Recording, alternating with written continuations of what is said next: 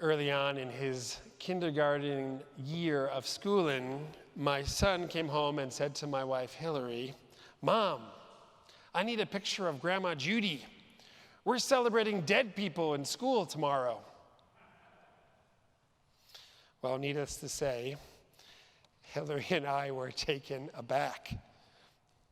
We learned that his teacher, Miss Anna, who we adore, had chosen to highlight and teach her class the customs of Dia de los Muertos, a holiday observed in Mexico and many other nations. This was, October, the turn of October to November. At the time, I was completely ignorant about this holiday. It turns out that grown-ups can learn a lot, maybe not everything, but a lot from kindergarten. Some of you may be familiar with the traditions of this holiday, translated often as the Day of the Dead. They include gathering to pray and remember friends and family members who have died. Often this get-together is celebratory and takes place in the cemeteries where dear ones are buried. It is common on this holiday to bring to the cemetery the favorite foods and beverages of the departed and to eat them in like a picnic style and to leave some of the food on the gravestones. Many back at home build altars with pictures and candles.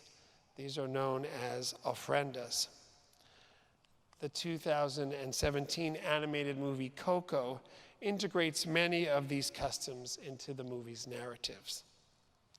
Now, I was taken aback by this request from the teacher because at first blush, celebrating people who had died seemed antithetical to my experience and understanding of Jewish mourning practices.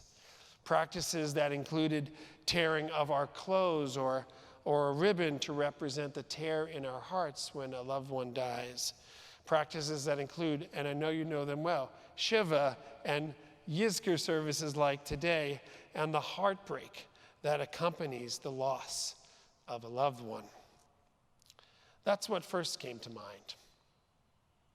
But as I learned more about the customs of the Day of the Dead, I began to think, there's something really special, something that I really like about these customs. And actually, I thought to myself, there are aspects of these observances that are actually quite familiar. It took me some time to realize that our tradition, too, provides us with many opportunities to both mourn and celebrate our deceased loved ones. I just had convinced myself somehow that the celebration component was inferior, perhaps even inappropriate, compared to the mourning aspect, the sadness aspect of a loved one dying. But it's not true. It's not inferior. Here we are today on a holiday where we purposely insert psalms of praise and joy, Hallel, into the liturgy. And we do this during the other festival holidays of Pesach and Shavuot, which happen to be the two other times, besides Yom Kippur, where we have this special Yizkor service. Joy is particularly present on this morning as we're concluding the holiday of Sukkot, known as Zman Simchatenu, a period, a time of rejoicing, a period when we're commanded to be happy.